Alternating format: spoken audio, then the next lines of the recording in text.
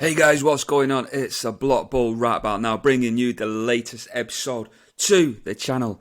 Now today guys, we're going to bring you the charts, but quickly, if you're not already following over on X, make sure to do so, because I am frequently trading now with a small portion of my portfolio. Over 90% of my portfolio I do hodl long term, but obviously from day to day, obviously whilst making content, just to keep myself occupied. It's obviously, a great source of income as well, trading, squeezing that 10 to 15% out of particular crypto tokens. So I do a little bit of trading on the sideline. However, I don't always like to post about it, because obviously you're in and out of the markets if you are intraday trading, and it's just impossible keeping you guys up to date. However, without further ado, we're going to jump into the charts now. I want to bring to you Dag, because Dag is looking absolutely phenomenal. Obviously, we'll go through a lot of these coins as well. I've literally just been in and out of a trade with Gala. Gala's still looking really good, mind you. CASPER also looking really good. We can touch on Velo as well if you want. And I'll also add Stronghold back to the watch list as well, because that seems to be doing really well, but I do not hold Stronghold, just for the record. As you can see, Dag is on the weekly here. So again, with these trend lines here, obviously we're marking out support here with this bottom blue trend line going right across here. So this is dating back all the way to 2020. And then obviously we've got marked out the weekly close there with that green candle. And then we've marked out that weekly close there around 37 cents with Dag. Obviously, Dag's been creating a wedge similarly to a lot of these crypto tokens out there in the market, but we've had that breakout there. You can see how this trend line interacts. So obviously, we got that first sort of resistance, rejection. We've cracked it, come all the way back down to retest. Now we're getting this green candle now on the weekly. So Dag is looking absolutely monster. So obviously you can see there the potential gains straight off the bat here. So what we can do is just measure up, and you can see the risk to reward as well. So 776% rally to the upside in order to get up to that weekly high. Obviously we can go a lot higher as well. Shall we plot fibs on this as well? Absolutely, we can plot fibs. So I prefer the weekly close as opposed to using the wick, and I always use the low after that high, so something around there. Okay, so let's see where the fibs are taking us with Constellation Dag. So we're getting up there around that $1.50 mark, so that would be a really good sort of target to go for. Obviously if we bring this up as well, you're looking at about 34x, so that is phenomenal for Dag. Obviously, if you don't know about Dag, with staking, you can earn passive income. So Dag, if you have got a lot of money, again, Dag is worth investing in my opinion, not financial advice. However, I'm going to bring you over to Gala as well. As I said, I have been trading Gala in the last day or two. So this is what's been playing out now. Gala, when it gets going, you can see here, back in the 2021 cycle, we literally move in vertical lines. Listen, there's literally two green candles here. So within 2 weeks, you've rallied from 9-10 cent all the way up there to the wick around 83 cents. So that's almost a 10x, within 2 weeks. So this is where we're at, guys. Now, obviously, we've got this first sort of blue horizontal line here, which I can mark out for you guys. So this is like resistance come support here, because obviously you got that sort of first impulse, you bounced off with a couple of wicks before sending to the moon. And then ever since, we've kind of been in this sort of downwards, sort of gradual bear market, if you will. Something along that. So if we take that sort of first candle there, you can see not quite tapped, rejection rolled over, break, unsure, uncertainty, breakout, which is positive. We've cracked and we flipped resistance into support. Not quite held, not got the strength, rolled over, and then obviously we're creating this sort of bull pennant now. So this is where we're at, guys. I'll go into the daily. and then we can see a little bit closely what's playing on with Gala here. So this is what I've got here. So this is why I've sold here. Now I'm still expecting C-wave correction, so whether or not we reject and fall back down here, take out this prior low prior to that sort of impulse there to kind of crack resistance, if you will. You know, there is a chance, obviously, with trading and any of this TA, I'm not saying, oh, it's a bullish move or it's a bearish move. Everything is to do with probabilities. You know, for me, I'm still sitting on the fence. It's 50-50, so we'll have to watch this closely.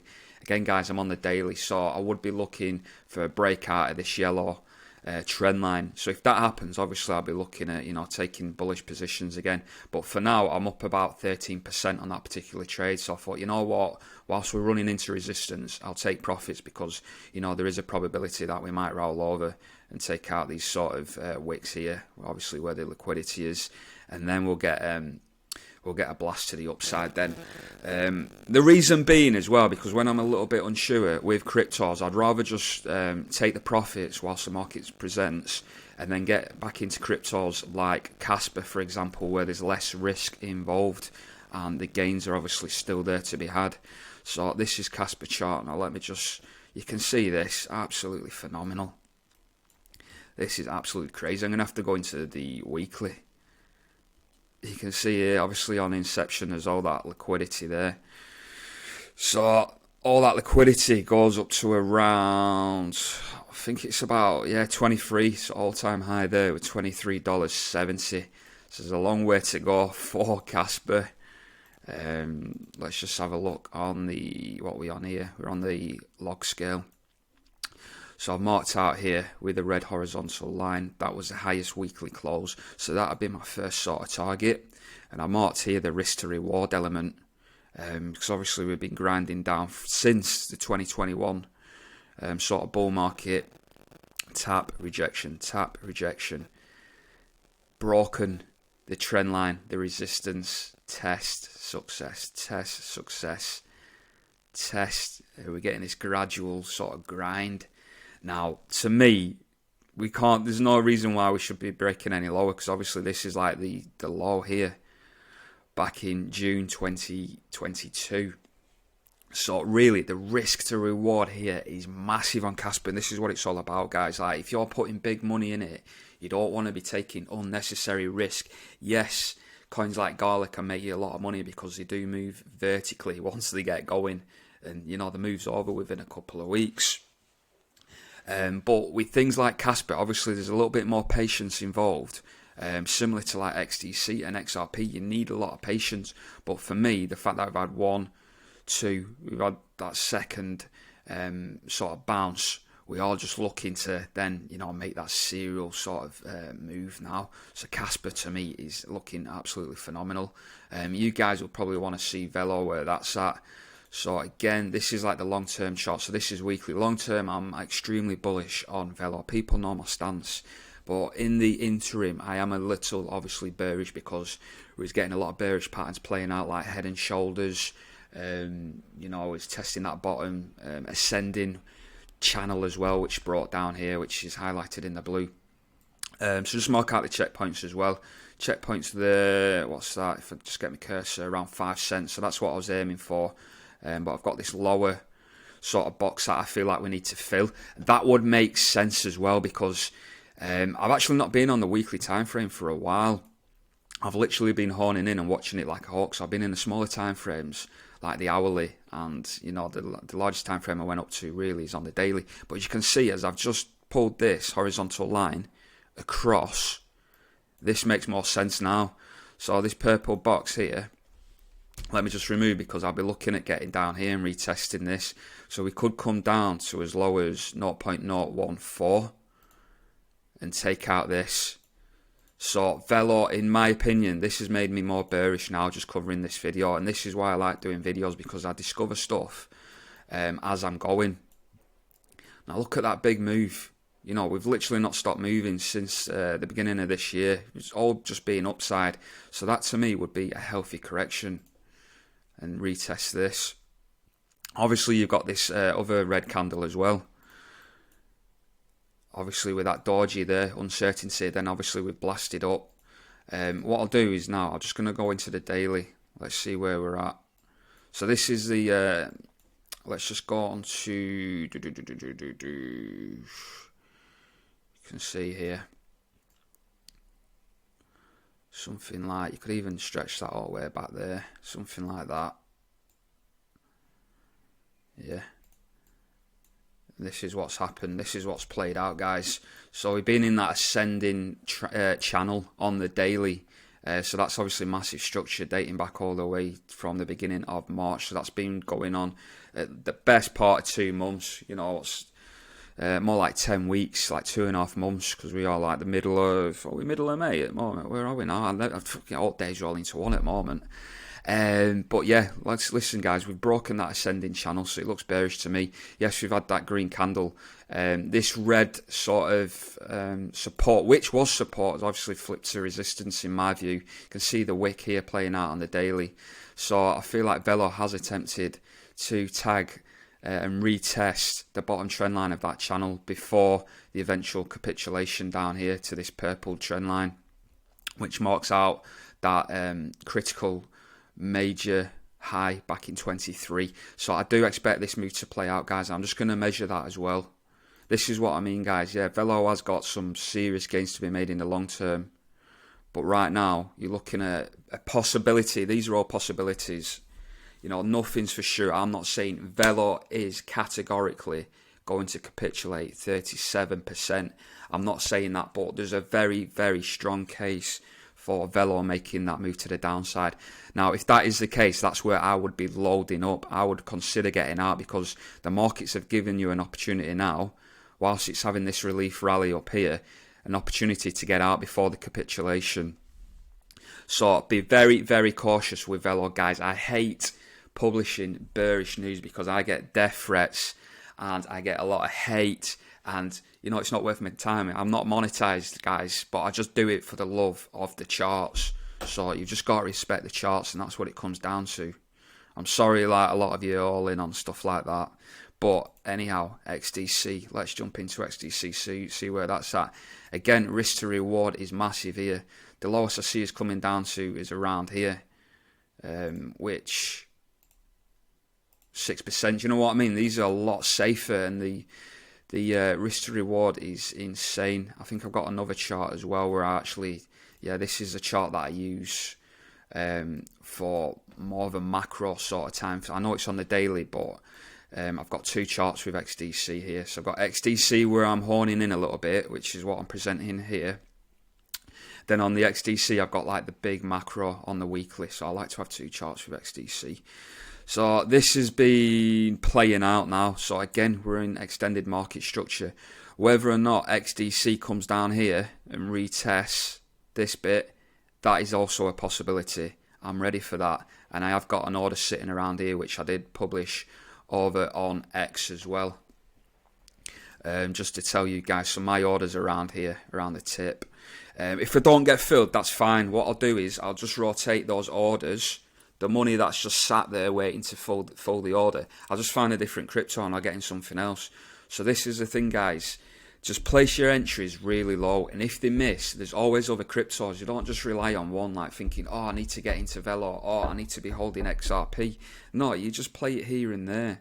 So if you get filled, fantastic. If you don't, it's no drama. There's other cryptos in the market. We can diversify. So that's XDC, but yeah, XDC is going all the way back, as we've mentioned in previous videos, July 23. So it's coming up. It's coming up close to a year now since we've been in this sort of gradual sort of mini bear market, if you will, with XDC. So now we're at the precipice of this. I do expect a big sort of volume coming into the market to take us up higher. And obviously we've just had this news as well. Let's just go on my channel here. My profile on X. That's Gala, CASPER. Got some other tweets as well. Where did I tweet it? I might have to refresh it. Let's just refresh, because I did post it this morning. So, God, where is it now? Oh my God, don't know where it's gone. Oh, bloody hell. I don't know. I'm sure I posted it on my phone anyway. It's probably just sat there waiting to be posted on my phone. But yeah, I tweeted about, it was a retweet about XDC. Let's have a look. Oh, it's here. Blooming heck, I posted a few tweets since. So this is XDC 2.0 audit completed by Certec. So this is it. Like, this is what we've been waiting for. XDC 2.0 is blockchain 4.0. Just research it. Research blockchain 4.0, and obviously it's to do with forensic monitoring, and obviously scaling solutions and taking blockchain as a whole to the next level, because it offers that extra sort of level of security where they can slash nodes in real time on XDC, and this is what institutions are looking for now. So XDC is obviously military grade security now with Benzonite protocol. So it's the highest level, and I'm so bullish on XDC. I cannot wait for this explosion. This, you know, I'm enjoying my bags here in XDC. I'm so excited. So yeah, we're pretty much there, guys. Now you just got to be patient. We're getting there, guys. XRP, don't know if it's worth covering. Again, these fractals I will be altering as and when we do get that breakout to the upside. So these price targets are subjective for now, but obviously they will become more accurate the more data plays out with XRP. But again, guys, I'm still looking at that 14-day window between the 20th and the 3rd of June for, again, the possibility of breaking out. I am not saying it will happen.